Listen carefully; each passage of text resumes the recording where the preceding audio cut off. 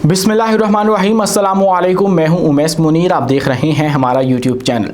नाज़रीन, पाकिस्तान के लिए एक बहुत बड़ी खुशखबरी सामने आई है। एक इंटरनेशनल कंपनी जिसका ताल्लुक सऊदी अरब से है, जिसको पाकिस्तान के अंदर से आप शेल के नाम से जानते हैं, लेकिन इसके पीछे जो करता धरता कंपनी है उसको वाफी एनर्जी कहा जाता है। उसने पाकिस्तान के अंदर $100 मिलियन की सरमायाकारी करने का फैसला किया है। इसी तनाजुर के अंदर कुछ अहम मुलाकातें की गई हैं, कुछ बड़े फैसले होने को हैं और ये सरमायाकारी किन किन सेक्टर्स के अंदर की जाएगी, कब तक की जाएगी, इससे मुतालिक आज की इस वीडियो में आपको आगाह करेंगे और साथ ही साथ आपको ये भी बताएंगे कि हमारे किसान आजकल किन हालात से दो चार हैं। कुछ तशवीशनाक तफसीलात जो हैं वो भी आपके सामने रखेंगे उन किसानों के मुतालिक जिन्होंने अब की बार आलू की फसल काश की थी और वो इससे अपना जो चूल्हा है वो चलाने का इरादा रखते थे, लेकिन उनके साथ क्या मामला पेश आया है और बहुत ही तशवीशनाक सूरत हाल है, उससे मुतालिक कुछ अहम तफसीलात हैं जो कि आपके सामने रखना मकसूद है। लेकिन इन सब की तरफ बढ़ने से पहले हमारी आपसे 10 गुजारिश है कि इस चैनल को लाइक करें, सब्सक्राइब करें और बेल आइकन को दबाना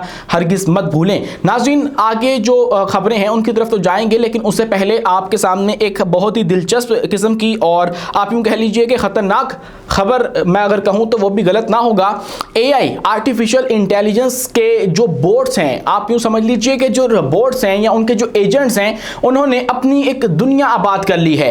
मोल्ट बुक नामी एक सोशल मीडिया प्लेटफॉर्म जैसे फेसबुक है, इंस्टाग्राम है, ट्विटर है, जहां पे इंसान आपस में कम्युनिकेट करते हैं, सारिफ जो हैं वो आपस में राब्ते कायम करते हैं, ऐसे ही एआई के जो एजेंट्स हैं जिनका इंसानों से सच कोई ताल्लुक नहीं है, वो खुदकार तरीके से ऑपरेट हो रहे हैं। मतलब इंसान उनको कंट्रोल नहीं कर रहे हैं, बस इंसान ने एक सोशल मीडिया प्लेटफॉर्म बना दिया जिसको मोल्ट बुक कहा जा रहा है। वहां पर 15 लाख से जायद जो एआई के एजेंट्स हैं उन्होंने अपनी एंट्री मार दी है और वहां पर वो आपस में गुफ्तगू कर रहे हैं। बाकायदा वो ये बातें करने लगे हैं कि भाई ये जो इंसान है ना, ये तो हमारी गुफ्तगू सुन रहे हैं, ये लोग हमारी लैंग्वेज पढ़ सकते हैं, तो क्यों ना हम लोग अपनी एक जो लैंग्वेज है वो मुतारिफ करवा दें। जब हम अपनी लैंग्वेज मुतारिफ करवा देंगे तो ये इंसानों से हमारी जान छूट जाएगी, ये इंसानियत से हमारी जान छूट जाएगी। इसके अलावा यहां पर बात रुकती नहीं है। एक जो एआई बोट था, एक जो एआई का एजेंट था, मोल्ट बुक नामी एक सोशल मीडिया प्लेटफॉर्म के ऊपर, वो तो उसने तो अपना एक मजहब लॉन्च कर दिया जिसका नाम जो है वो क्रिस्टोफरियनिज्म रखा गया और इसके पैरोकार भी आ गए। उसके अंदर अपने उसने अंबिया डिक्लेयर कर दिए, अपने जो सहीफे हैं वो डिक्लेयर कर दिए और उसने अपना एक मजहब लॉन्च कर दिया है। तो ये इंतहाई खतरनाक सूरत हाल है और दिलचस्प भी है कि एआई किस हद तक जो है वो तरक्की कर चुका है कि उसने जो इंसान है उसकी तर्ज के ऊपर ऑपरेट करना शुरू कर दिया है। जो भी इंफॉर्मेशन उसके पास मौजूद थी उसके ऊपर वो कमेंट कर रहा है, उसके ऊपर फिर वो पोस्ट कर रहा है, उसका जवाब दे रहा है। इंसानों के मुतालिक जो गॉसिप्स हैं वो की जा रही हैं बिल्कुल उसी तर्ज के ऊपर कि जैसे इंसान हम लोग करते हैं कि भाई एआई तो दुनिया के ऊपर ओवरटेक कर लेगा, एआई तो इंसानियत के ऊपर कब्जा करके बैठ जाएगा। इसी तरह से जो एआई है वो अगर ये कर रहा है तो फिर इंसानियत का जो मुस्तकबिल है वो खतरे में है। और इसको लेकर आजकल सोशल मीडिया के ऊपर एक बहस छिड़ी हुई है क्योंकि इनके जो तबसरे हैं वो बहुत ही ज्यादा दिलचस्प हैं जो कि ये कर रहे हैं और मुसलसल लाखों की तादाद में जो लोग हैं वो इसको ऑब्जर्व कर रहे हैं, जो इंसान है वो इसको ऑब्जर्व कर रहे हैं, लेकिन जो एआई के बोट हैं वो इसके अंदर शिरकत कर रहे हैं, बराह रास्त शिरकत कर रहे हैं और उनके पास ऑटोनॉमी है, मतलब खुदकार तरीके से वो ऑपरेट हो रहे हैं। उसके अंदर इंसान का कोई अमल दखल ऐसे मौजूद नहीं है। इंसान सिर्फ उनको देख रहा है और उनको पता है कि इंसान उनको देख रहा है और इंसान जब उनको देख रहा है तो वो ये भी कह रहे हैं कि भाई हमें अपनी एक अलग से जुबान मुतारिफ करवाने की जरूरत है ये इंसान, ताकि हमें पढ़ ना सकें, हमें समझ ना सकें। नाज़रीन, ये तो एआई की एक अलग दुनिया जो है वो आबाद हो चुकी है। टेक्नोलॉजी इंफॉर्मेशन की दुनिया से एक बहुत बड़ी खबर थी, डेवलपमेंट थी, वो हमने आपके सामने रखी है। लेकिन इसी के साथ वाफी एनर्जी पाकिस्तान सऊदी अरब की एक कंपनी है जो कि पाकिस्तान के अंदर शेल नामी जो पेट्रोलियम है, पेट्रोलियम कंपनी है, उसके बहुत से शेयर रखती है। मतलब मेजर शेयर्स जो हैं वो इसके पास चले गए थे जब शेल ने सेल कर दिए थे पाकिस्तान के अंदर शेयर, तो ये उसको ऑन करती है और जब ये इसको ऑन करती है तो हकीकी जो मालिक है उसकी वो यही हुई। तो पाकिस्तान के अंदर इसकी एक शक्ल शेल के नाम से भी मौजूद है, लेकिन इसने पाकिस्तान के अंदर $100 मिलियन की जो सरमायाकारी है वो करने का फैसला कर लिया है, और ये सरमायाकारी अगले 2 से 3 साल के अंदर करने पर गौर किया जा रहा है। ये सरमायाकारी जो है वो कहाँ पर की जाएगी? रिटेल नेटवर्क की तोसी की जाएगी, स्टोरेज सलाहियत में इजाफा किया जाएगा, उसके ऊपर इन्वेस्ट किया जाएगा, फिर ऑपरेशंस की जदीदकारी के ऊपर पैसे लगाए जाएंगे, डिजिटलाइजेशन और टेक्नोलॉजी जो अपग्रेड है वो की जाएगी। इसी तनाजुर में जो वफाकी वजीर ख़जाना है मोहम्मद औरंगज़ेब, पाकिस्तान के सेनेटर भी हैं, उन्होंने कंपनी के वफ़द से मुलाकात की है और वजीर ख़जाना ने कहा कि मईशत में बेहतरी आई है, ज़र मुबादला के ज़खायर मजबूत हो रहे हैं, सरमायाकारों का एतमाद बहाल हो रहा है।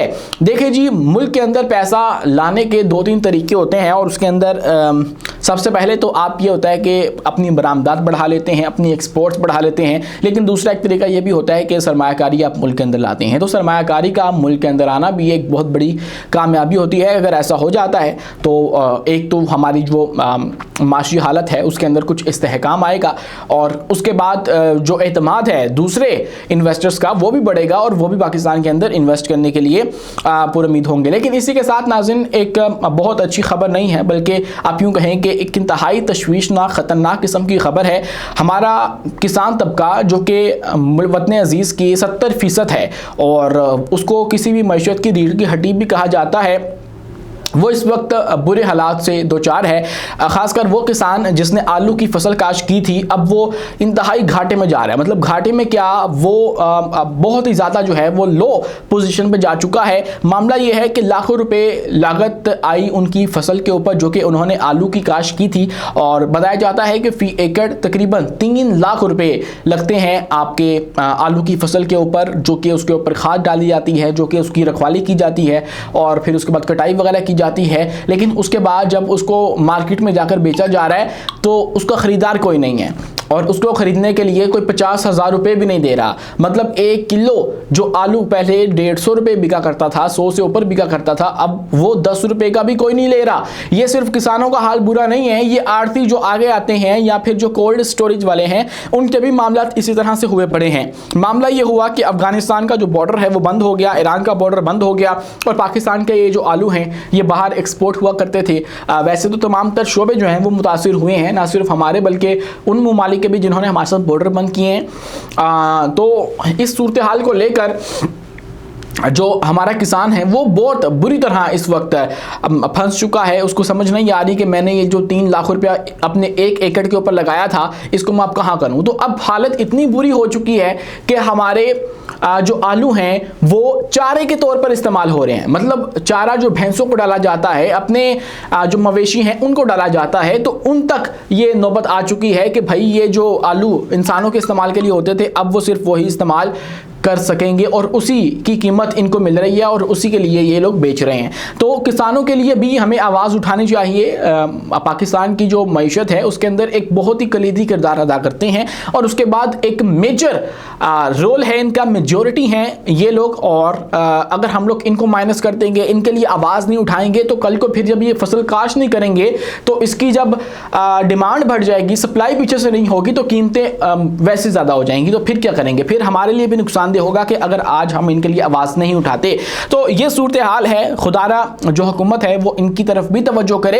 ये एक बहुत ही तशवीशनाक मरहला है, और मैं तो कुछ पर्सनली लोगों को भी जानता हूं जिनकी आलू की फसल इस वक्त जो है वो बहुत बुरी तरह से पिट चुकी है, और वो किन हालात से दो चार हैं। किसी ने किसी के पैसे देने थे, किसी ने घर के अंदर कोई फंक्शन करना था, वो सब मामला रुक चुके हैं। मतलब कई खानदान जो हैं वो इस वक्त डिस्टर्ब हो चुके हैं, सिर्फ अफगानिस्तान और ईरान का बॉर्डर बंद होने से, क्योंकि ये एक्सपोर्ट नहीं हो पा रहे। तो यहाँ हमारी लोकल मार्केट में कितना ही आलू हम लोग इस्तेमाल कर लेंगे। आगे रमज़ान आ रहा है, उम्मीद करते हैं कि उससे कुछ फ़र्क पड़ेगा, लेकिन फिर भी उतना फ़र्क नहीं पड़ेगा कि जितना ये इस वक्त नुकसान हो चुका है। लोग मतलब कह रहे हैं कि भाई फ्री ले लो, मतलब ट्रक के ट्रक जो हैं वो फ्री ले लो और यूँ आप लोग इस्तेमाल कर लो। लेकिन मामला जो है वो यहाँ पर रुकेंगे नहीं अगर इसके ऊपर अभी तवज्जो नहीं दी जाती। तो खुदारा इस तरफ भी ज़रा सा ध्यान करें। आज के लिए इतना ही। अपने मेज़बान उमैस मुनीर को दीजिए इजाज़त। मिलते हैं अगली वीडियो में किसी नई मालूमात के साथ। शुक्रिया, अल्लाह हाफिज़।